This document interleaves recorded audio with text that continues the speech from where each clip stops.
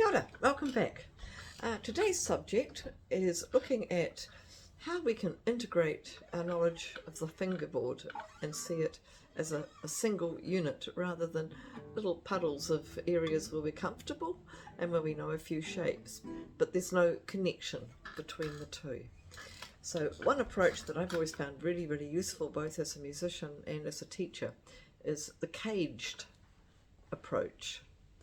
So it takes 5 main chord shapes, C, A, G, E, D, caged.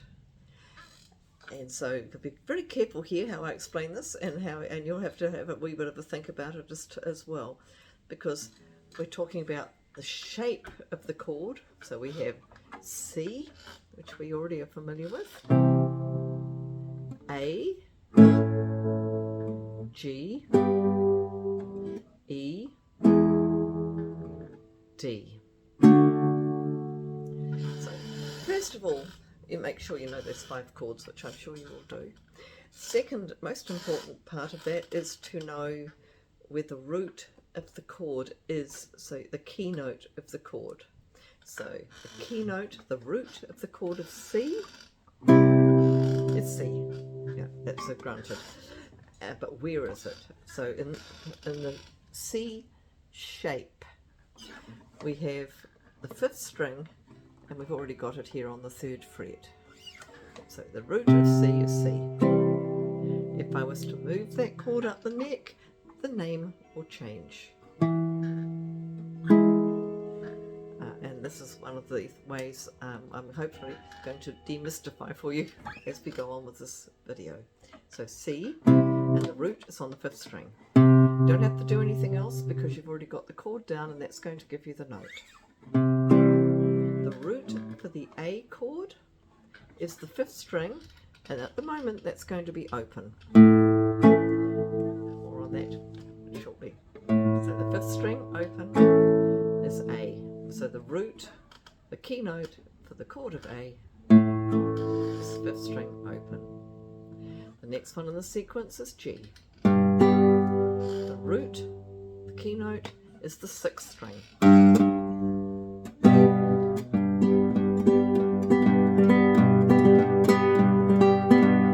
Okay, the next one will be E.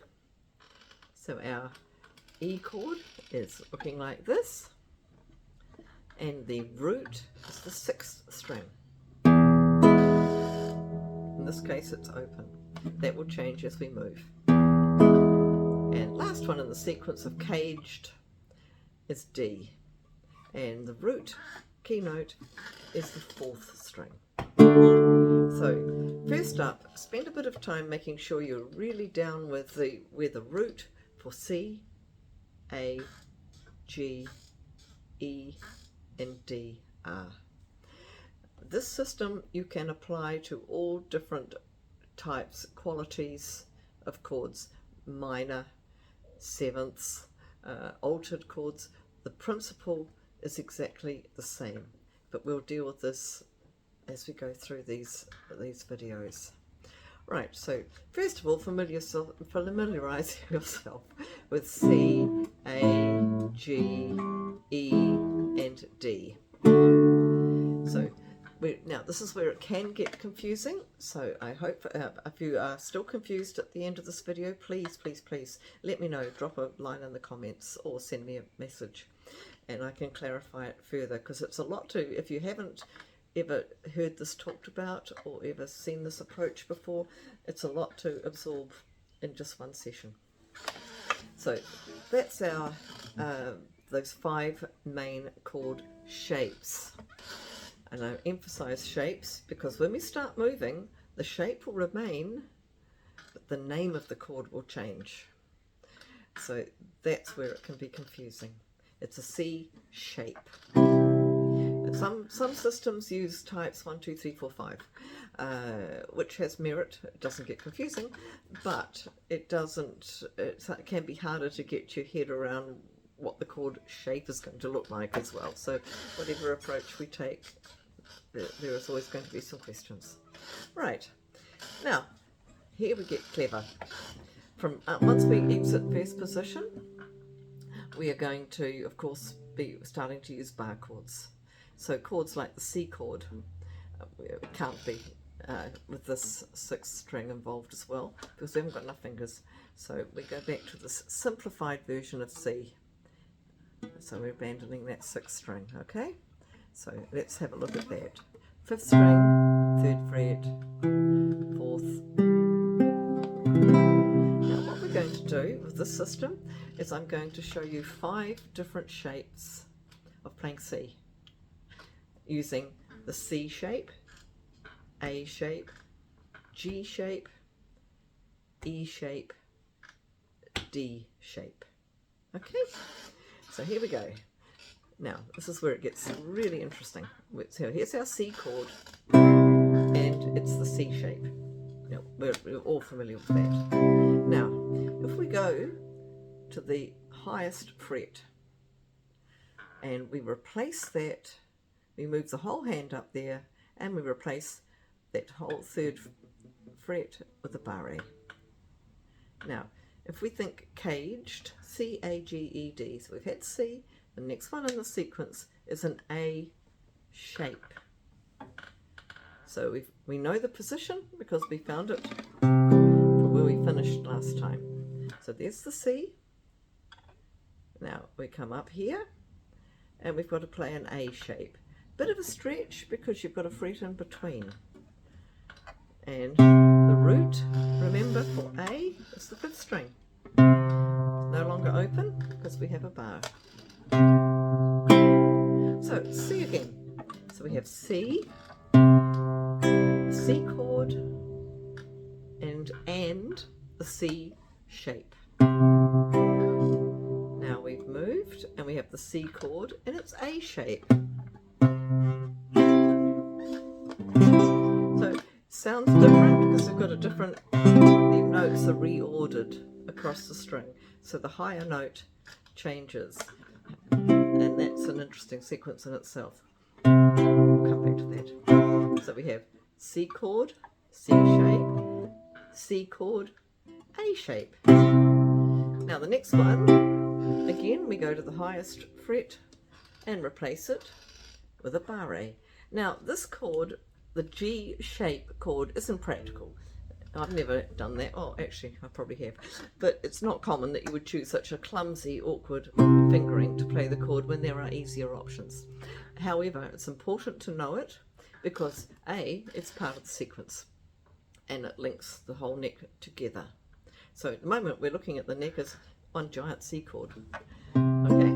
Now, also, there are the alterations we make to the chords. So while the whole G shape might be a bit tricky, the G7 shape would not be, and so on. So this is where it's all going.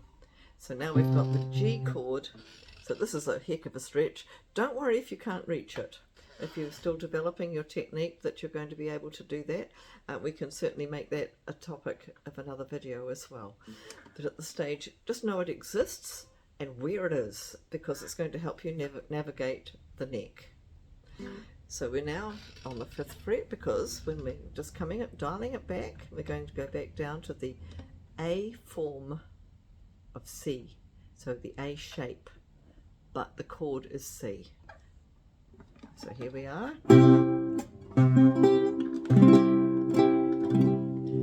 We replace the highest fret, which all those are on the same fret, so it makes it easy, with the 5th fret, and we place the chord down. So don't worry if you can't play it. Just know where it is. So now we have the C chord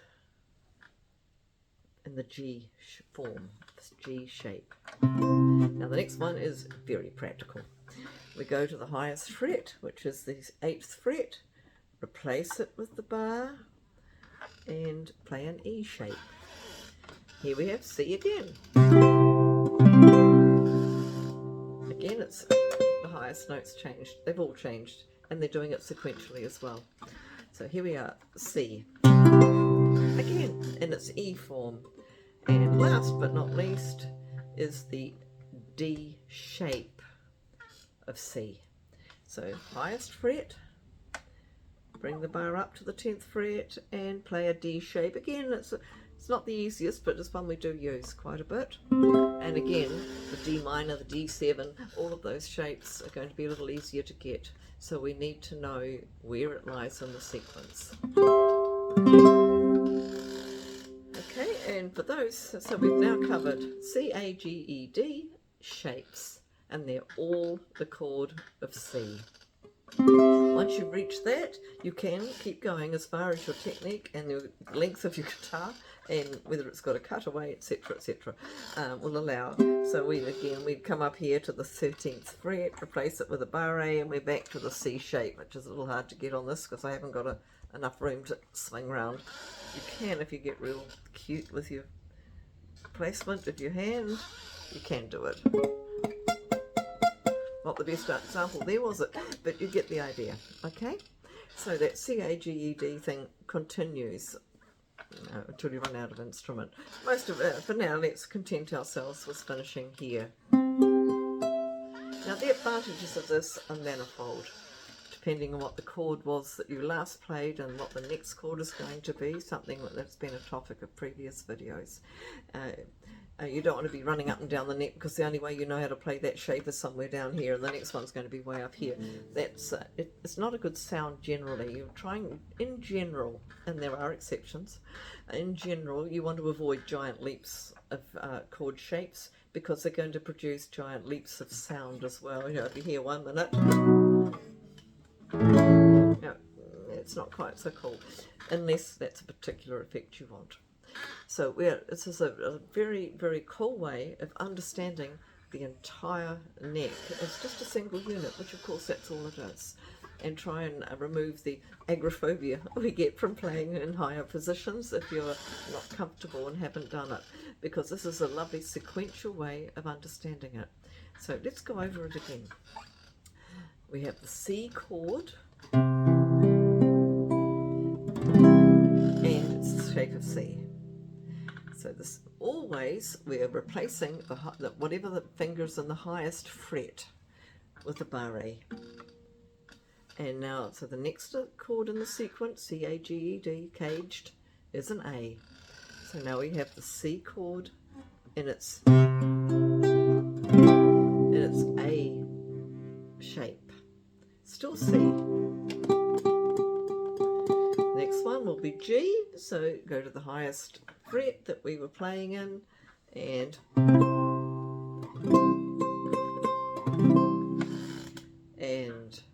go to the highest fret that we've got a finger in, and we're going to be going for the C chord in its E shape. Same top note in this case. And finally, C chord in its D form. The highest fret we were playing in was the the 10th, so up we go to the 10th and put down the new chord. Now remember, when you're struggling with some of these shapes, most of the grip on the strings is going to come from up here. It's not these poor old fingers trying to do it all by themselves. Pull back, use this arm here to counter that, and pull back on the neck so you get a good clean sound of all of those notes. So this is a very big topic. We're going to look at how we change the chords from major to minor, to adding extra notes into them, like the most common will be your 7 and your major 7, but there are other notes which are super cool, which we will look at adding in as well. The same principle applies to all of your scales. You can take this whole caged approach to playing scales as well. So you can have the C scale in its C fingering, the A scale in its A fingering, C again in its A form, and the fingering will change for the scale. It'll fit the A scale, the shape, and so on through the whole thing. So it's a great way to allow you to do dazzling scales across 3.5 octaves, which is the range of the guitar anyway. You haven't got any more notes than that, so that's your lot, which is still a really good range for any instrument. So I hope you found this helpful. Enjoy unpicking the the detail of how the guitar works, how the tuning works, which seems quite random when you first pick one up, especially if you compare it to violins, which have nice even fourths right across all the strings.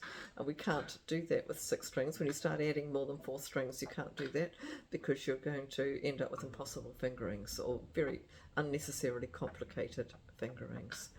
So we have the C chord in its C shape. And then we come up to the highest fret, C chord in its A shape. 5th fret, because that was the highest.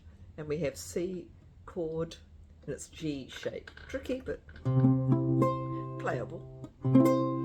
As I say, the derivatives of it, alterations of it, are very workable.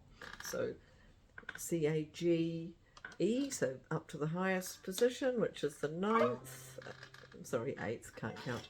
And we've got the C chord in its E shape.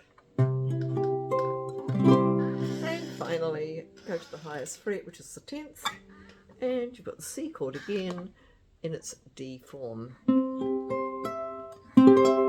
So now you have 5 ways of playing a C. There are loads of others, because there are lots of other different types of chords which we'll get into again. And if you would like me to go into that detail, we can look at those types of chords in a later video as well. But this whole, which is why this having a foundation of, in this case, the caged system, having that foundation is essential as we start to extrapolate it across different chords, different types of chords, and when we start getting into these altered chords and the ones with all the really cool sounds. You still need a systematic way of finding them, so whatever position you are in, you know you have all of them to hand. In any given position, you can play all 12 keys, which is the total number of possible keys you can have on any tonal modern instrument. That is, all keyboards, all fretted instruments. That's the limit, 12, because we only have 12 semitones. This will also, the system of caged, C-A-G-E-D, is also going to allow you to find all those tricky chords you don't very often have to play, like F flat, which is only an E really, guys. Or some of the flat keys that you don't normally play in. You know, if you start thinking, where the heck is A flat? If you have this caged finger under your fingers, you can find the next nearest one, because the same principle applies. All you have to know is where the root is. So here we have C, and it's A, G. So you can take do the same thing. Let's try starting from another point. Let's start from a D chord. You can move, let's make it really tricky.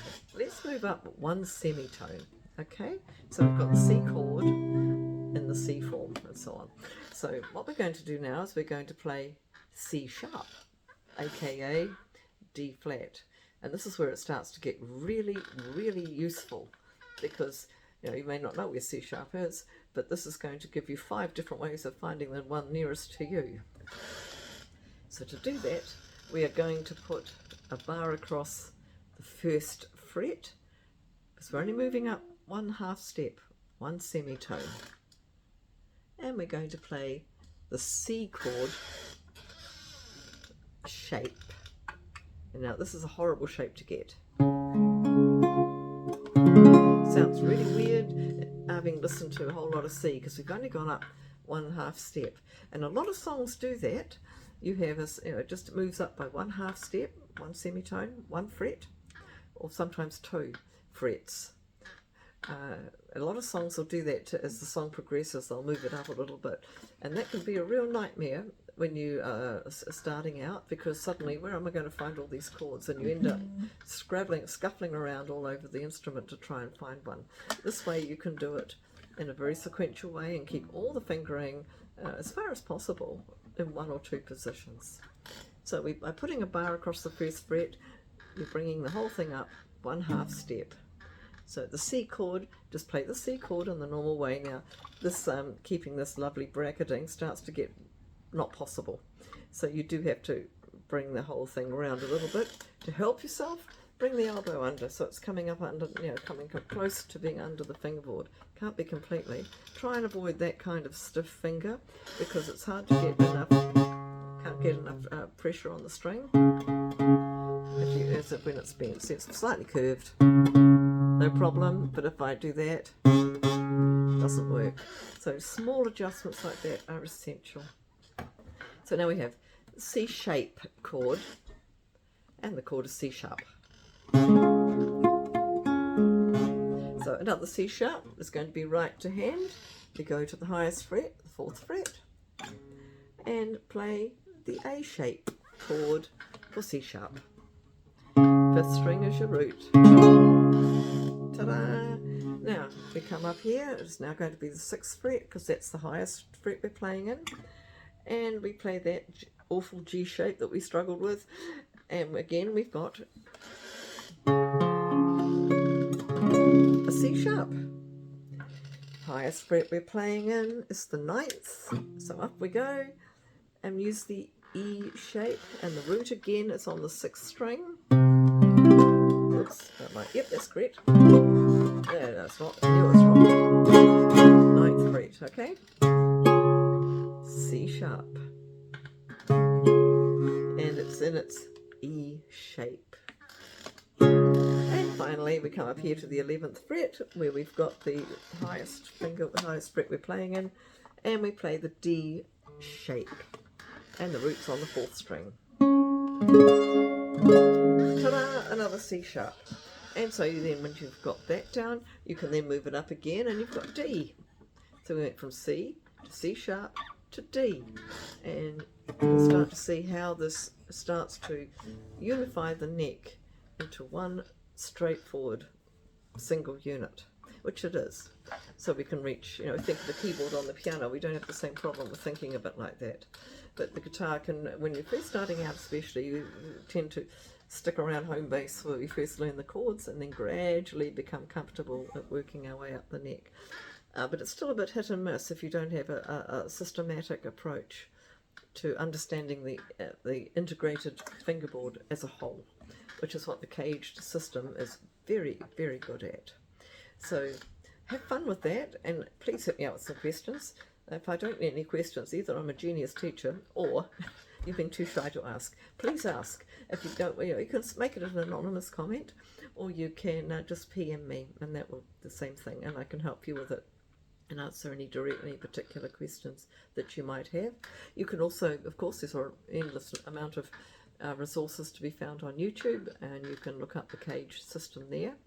So we can take this further in a subsequent video when we start looking at how we alter those chords, and of course the scale fingering patterns that go with it.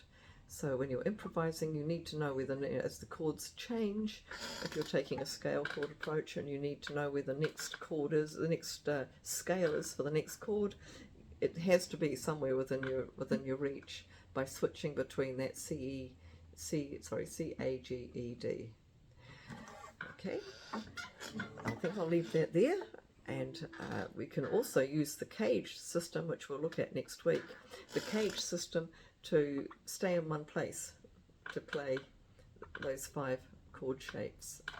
Okay, good luck with that, and do let me know how you get on. I'm always keen to hear.